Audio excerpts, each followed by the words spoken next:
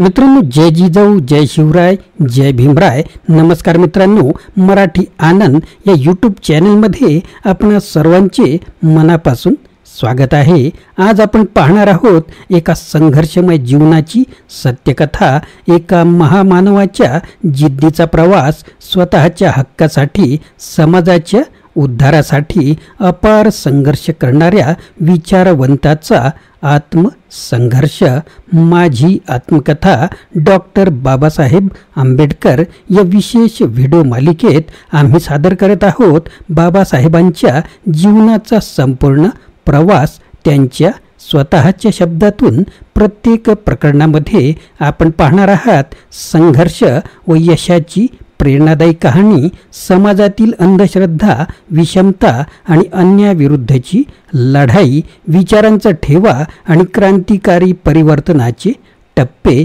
चला जाणून घेऊया बाबासाहेब आंबेडकरांच्या शब्दांमधूनच त्यांचे जीवन. सुरुवात करूया आजच्या या ऐतिहासिक व्हिडिओच्या प्रवासाची.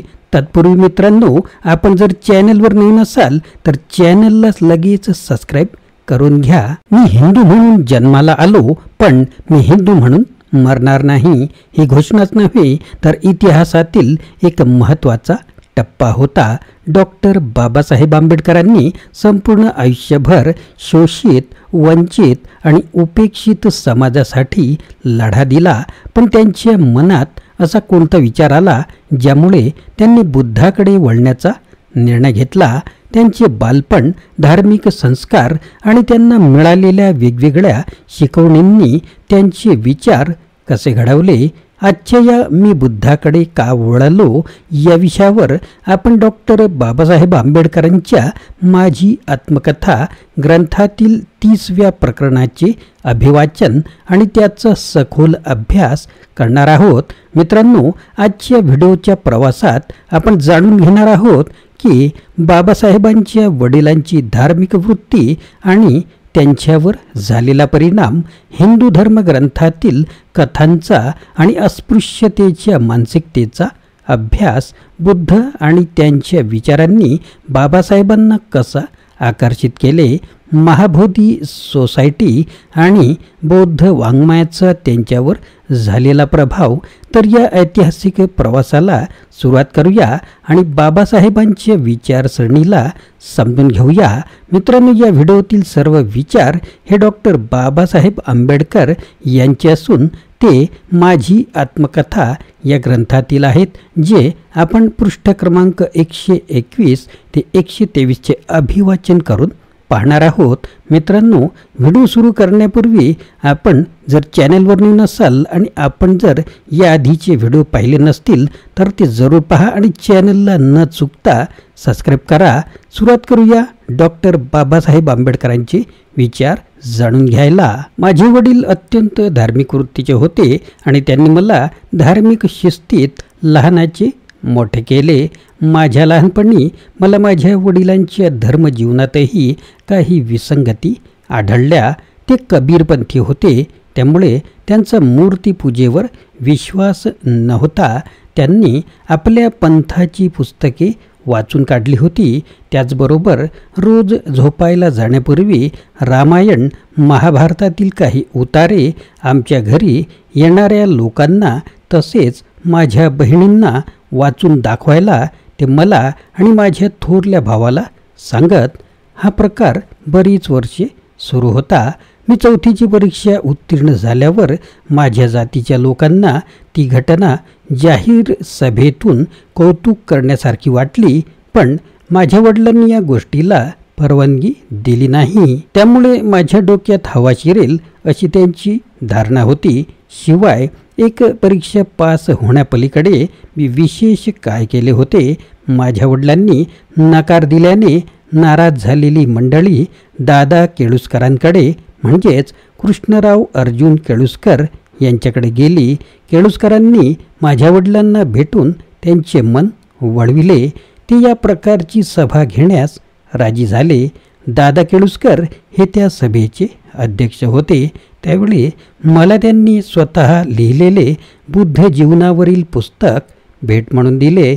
मी ते पुस्तक उत्सुकतेने वाचले आणि त्यातील काही प्रसंगांनी अक्षरशः भारावून गेलो. माझ्या वडिलांनी आपल्याला यापूर्वीच बौद्ध वाङ्मयाचा परिचय का घडून दिला नाही असे मला वाटले. मी त्यांना सरळच विचारले की ज्या ग्रंथात केवळ ब्राह्मण आणि क्षत्रिय यांचा गौरव आहे आणि अस्पृश्यांची नालस्ती केली आहे ते महाभारत व रामायणासारखे ग्रंथ त्यांनी मला वाचायला का सांगितले. माझ्या वडिलांना माझा प्रश्न रुचला नाही व मूर्खासारखे प्रश्न विचारू नकोस म्हणून त्यांनी मला गप्प केले. माझे वडील स्वतःची हुकूमत गाजवण्याच्या वृत्तीचे होते, पण तरीही मी धैर्य करून त्यांच्याशी बोलत होतो. काही दिवसांनी मी पुन्हा त्यांना याबाबत विचारले. त्यावेळी ते म्हणाले, आपण अस्पृश्य जमातीचे आहोत आणि त्यामुळे तुला न्यूनगंड निर्माण होण्याची शक्यता आहे. महाभारत आणि रामायण यांच्या वाचनाने हा न्यूनगंड दूर होण्यास मदत होईल. द्रोण आणि कर्ण ही अत्यंत लहान माणसेही किती उंचीपर्यंत पोचली हे पाहण्यासारखे आहे. वाल्मिकी हा कोळी असूनही तो रामायणाचा कर्ता झाला. त्यामुळेच तुझा न्यूनगंड दूर व्हावा म्हणून मी तुला रामायण महाभारत वाचवायला सांगितले. मला माझ्या वडिलांच्या युक्तिवादात तथ्य आढळले.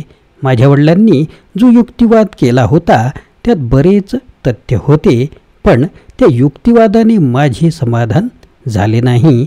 महाभारतातील एकही व्यक्तिरेखा माझ्या मनाला भुरळ घालू शकली नाही हे मी माझ्या वडिलांना स्पष्ट शब्दात सांगितले. मी म्हटले, मला भीष्म, द्रोण किंवा कृष्ण कुणीच पसंत पडले नाहीत. भीष्म आणि द्रोण मला ढोंगी वाटतात, तर कृष्णाला लांडी लबाडी करण्यास संकोच वाटला नाही. त्याचे सारे जीवन त्याच प्रकाराने भरलेले आहे. तसेच मला रामही आवडला नाही. त्याची शूर्पणखेशी वागणूक पहा, वाली सुग्रीव प्रकरणात त्याची वर्तणूक पहा आणि सीतेला त्याने दिलेली क्रूर वागणूक पहा. माझे वडील माझ्या बोलण्यावर चूप राहिले. ते त्यावर काहीच बोलले नाहीत. माझ्या मनात बंड उद्भवले आहे हे त्यांच्या लक्षात आले. त्यामुळेच मी बुद्धांकडे वळलो. त्यांच्याकडे मी निर्विकार मनाने झोकलेलो नाही, तर निश्चित मनाने मला बुद्धांनी भुरळ घातली. इतर व्यक्तिरेखांशी साम्यभेदाने त्या वयातही बुद्ध मला आवडला. बुद्ध आणि त्यांचा धम्म याविषयीची माझी उत्सुकता ही अशी माझ्या लहानपणापासून निर्माण झालेली आहे. हे पुस्तक लिहिण्याची माझी प्रेरणा मला निराळ्या कारणांनी मिळाली. कलकत्त्याच्या महाबोधी सोसायटीच्या मुखपत्राच्या संपादकांनी 1951 साली मला त्यांच्या वैशाखी विशेषांकासाठी खास लेख लिहिण्यास सांगितले होते. त्या लेखात मी असा युक्तिवाद केला की विज्ञानाने जागृत झालेला समाज स्वीकारेल असा बुद्ध धम्म हा एकमेव धम्म आहे. त्याविना हा समाज नष्ट होईल. मी त्यात असे विवेचन केले आहे की या आधुनिक जगात बुद्ध धम्म हा असा एकच धर्म आहे जो मानवजातीचे रक्षण करू शकेल. बौद्ध धर्माची प्रगती अत्यंत हळू झाली. याचे कारण त्याचे वाङ्मय इतके आहे की ते कोणी वाचू शकणार नाही आणि ख्रिश्चनांप्रमाणे त्याचा स्वतःचा असा बायबल सदृश्य ग्रंथ नाही. मी तो लेख लिहिताच तशा प्रकारचा ग्रंथ लिहिण्याविषयी अनेकांनी मला पत्रांनी कळविले. त्या पत्रानुसार मी बुद्ध आणि त्यांचा धम्म हा ग्रंथ लिहिण्याचे मनावर घेतले. हा ग्रंथ किती चांगला उतरला आहे हे वाचकांनी ठरवायचे आहे. या ग्रंथात मी काही नवीन सांगितले आहे असा माझा दावा नाही. मी फक्त बौद्ध विचारांचे संपादन केले आहे. त्याची मांडणी वाचकांना आवडेल असा मला विश्वास वाटतो. मी ते सारे सोप्या आणि सहज समजेल अशा शब्दात मांडलेले आहे. बौद्ध धर्माचे सम्यक ज्ञान व्हावे यासाठी जी 3 पुस्तके आहेत त्यापैकी हे एक पुस्तक. इतर 2 पुस्तके आहेत बुद्ध आणि कार्ल मार्क्स, प्राचीन भारतातील क्रांती आणि प्रतिक्रांती. हे ग्रंथ मी वेगळे लिहून प्रसिद्ध करण्याच्या विचारात आहे.